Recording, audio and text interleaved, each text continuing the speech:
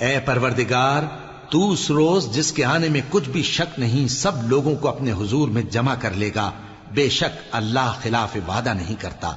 जो लोग काफिर हुए उस दिन न तो उनका माल ही अल्लाह के अजाब से उनको बचा सकेगा और न उनकी औलाद ही कुछ काम आएगी, और ये लोग आतशे जहन्नम का ईंधन होंगे।